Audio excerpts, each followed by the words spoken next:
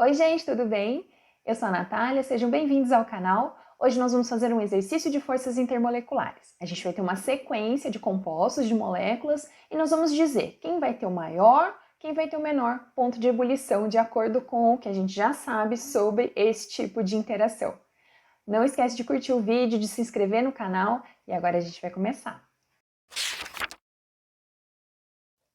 Então vamos ver aqui o que precisamos fazer nesse exercício.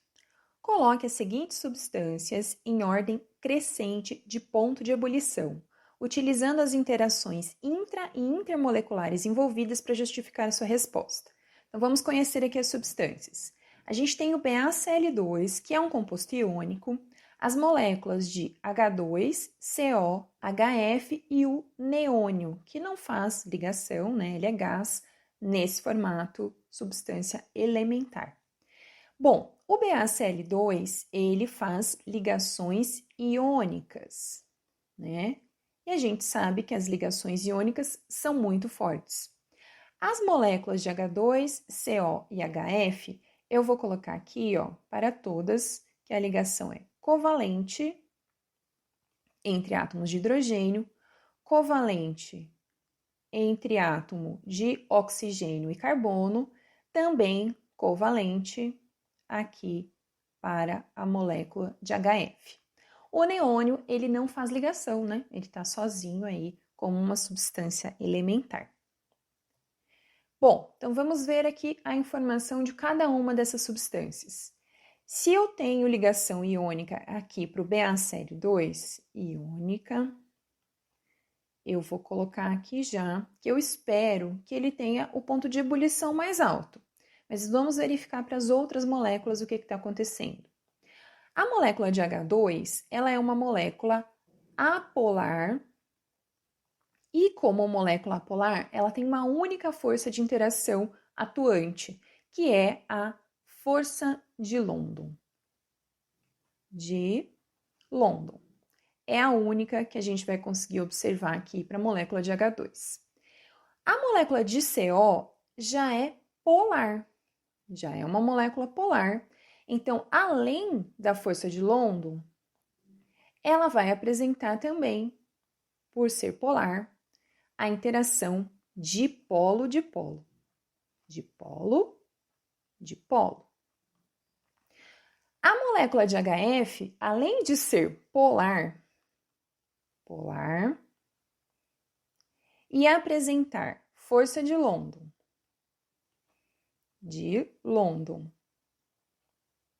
e dipolo-dipolo,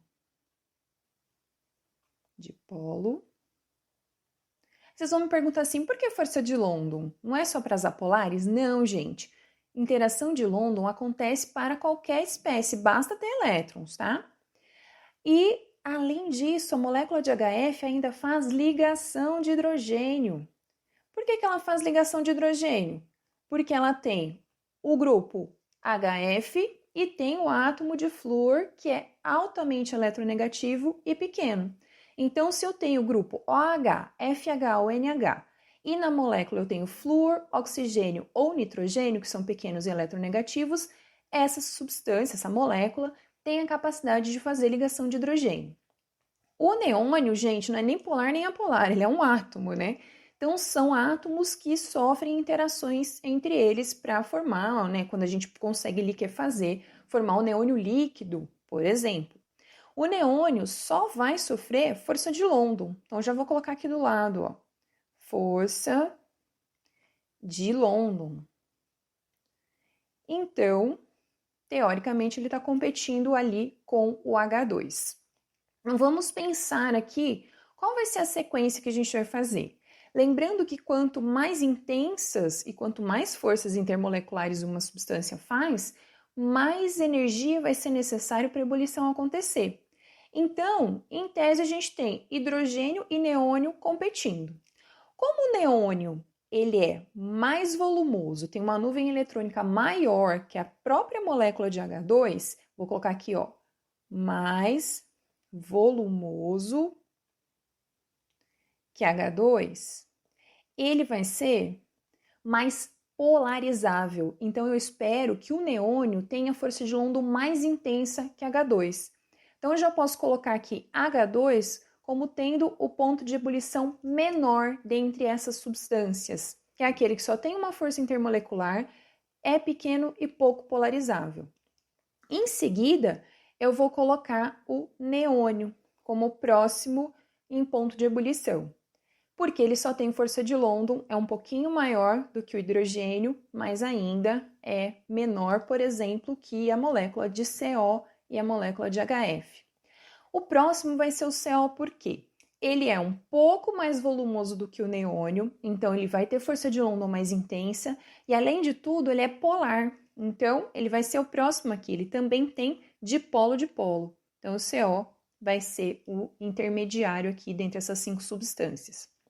O próximo, entre HF e BaCl2, vai ser o ácido fluorídrico, porque ele é mais intensa, né, as interações intermoleculares é mais intensa para o HF se comparados com H2, CO e neônio, porque ele tem ligação de hidrogênio, então vai ficar aqui HF como sendo a quarta substância com ponto de ebulição, né, mais alto aí na sequência, ele vai ser o segundo, né, colocado no nosso exercício. E por que o PCl2 ficou por último? Porque a ligação iônica é uma ligação química, ela é mais forte do que qualquer outra dessas forças intermoleculares aí presente. Então, a gente vai colocar o BaCl2 como tendo o ponto de ebulição mais alto. Então, ó, o ponto de ebulição está crescendo da esquerda para a direita aqui na nossa sequência. E de fato é o que vai acontecer. Olha só os pontos de ebulição de cada uma dessas substâncias. Eles estão na ordem que nós colocamos na parte anterior. O hidrogênio, menos 258 graus Celsius. O neônio, menos 246, é um pouquinho mais alto. Do monóxido de carbono, menos 191,5 graus Celsius, aumenta um pouco mais. O HF, por ter ligação de hidrogênio, já passa a ser positivo 1 grau Celsius, né, 19,5. E o BaCl2, por ter ligação iônica que precisa ser rompida para a ebulição acontecer, ele tem um ponto de ebulição de 1560 graus Celsius. Então, a gente consegue perceber que as ligações químicas, né, propriamente ditas, iônica, covalente, para serem quebradas, elas demandam uma energia muito maior. E uma substância iônica, como é o caso do cloreto de bário, ele terá um ponto de ebulição muito superior às substâncias anteriores, que têm só interações intermoleculares que vão ser quebradas, que são muito mais fracas que as ligações químicas intramoleculares propriamente ditas. A ligação iônica sempre vai ser mais forte do que qualquer força intermolecular, não tem jeito. Então, o composto iônico vai ter o maior ponto de ebulição dentre esse grupo de substâncias. Agora, quando a gente tem apenas forças intermoleculares atuando para que a gente saiba o ponto de ebulição de uma substância, nós precisamos comparar essas forças e ver quais são presentes naquela determinada substância.